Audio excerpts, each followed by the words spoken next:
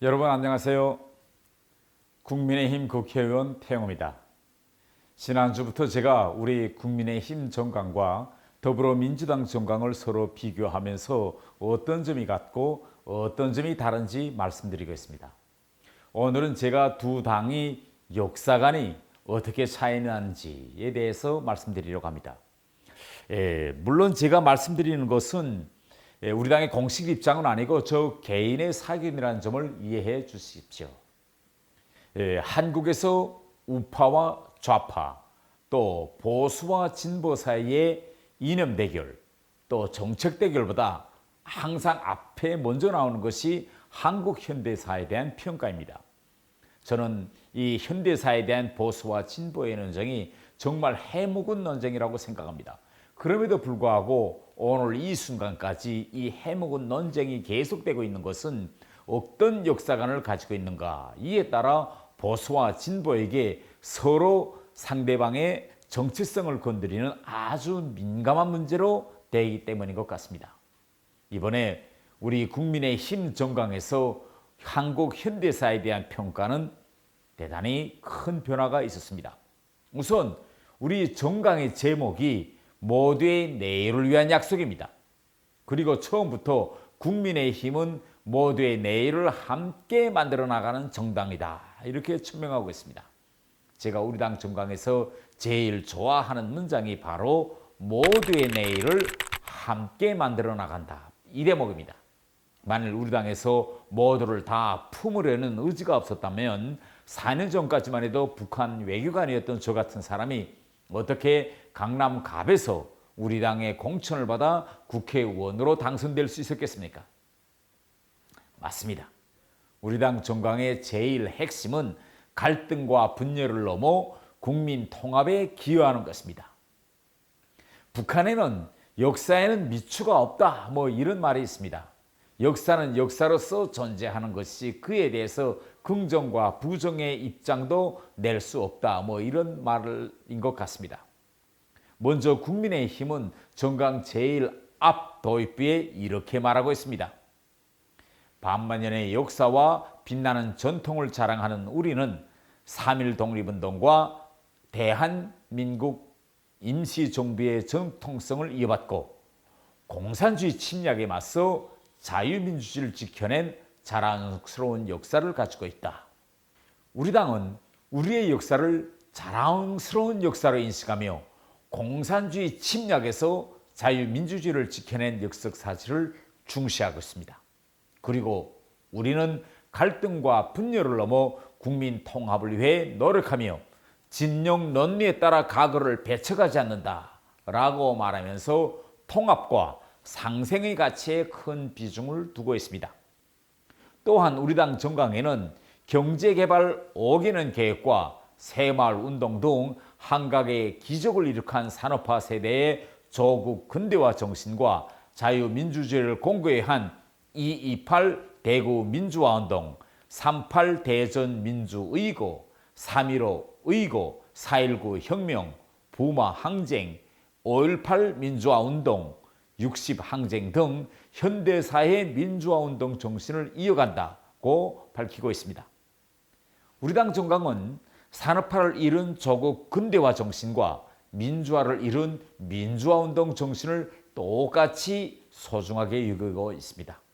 이는 모두가 함께 이루어낸 발전과 민주화의 가치를 말하는 것입니다. 성장 발전만큼이나 민주화를 소중히 여기겠다는 우리 당의 선언이기도 합니다. 우리 당 정강에는 민주화운동의 시작격인 2.28 대구 민주화운동부터 60 항쟁까지 모든 민주화운동의 역사를 적시했습니다. 5.18 민주화운동도 물론 빠질 수 없습니다. 원래 우리 당이 5.18 민주화운동을 인정하지 않은 것은 아닙니다. 정강에 들어가지는 않았지만 우리 당은 전부터 5.18 민주화 정신을 인정하고 기리고 있었습니다. 실례로 김영삼 대통령은 5.18 민주화운동을 국가기념일로 제정했고 1997년부터 대한민국 정부 주관 기념 행사가 열렸습니다. 우리 당은 새로운 정강으로서 역적 사실들에 의해 서로 반목하며 스스로 분열과 갈등했던 과거를 극복하고 인정하며 새로운 미래를 위해 통합과 상생의 정신으로 다시 태어나고자 합니다. 저는 우리 당 정강의 역사관은 통합 상생형 역사관이다, 이렇게 칭하고 싶습니다. 그렇다면 민주당의 역사관은 어떨까요? 우선 더불어민주당 정강에는 공산주의와 싸워 민주주의, 자유민주주의를 지켜낸 6.25 전쟁 부문이 없습니다. 언급 자체를 하지 않고 있습니다. 또한 전문에서 대한민국은 분단의 어려움 속에서 산업화와 민주화에 성공한 자랑스러운 역사를 가지고 있다라고 말한 뒤 곧바로 그러나 국가 주도의 압축 성장 과정에서 재벌 중심의 경제 구조와 노동자 배제가 고착되었으며 세계적인 신자의 물결 속에서 불공정한 경제 구조가 지속됨에 따라 사회 경제적 양극화가 심화되었다라고 우리 산업화의 역사를 부정으로 여기며 문제점을 지적하고 있습니다. 그렇습니다. 민주당 정강에는 우리의 산업화와 재벌 중심의 경제구조, 노동자 착취, 불공정, 양극화를 이끌었다고 말하고 있습니다. 긍정적인 면은 전혀 이야기하지 않고 오직 부정적인 면만 취사 선택하고 있습니다. 계속하여 민주당 정강은 이렇게 이야기하고 있습니다.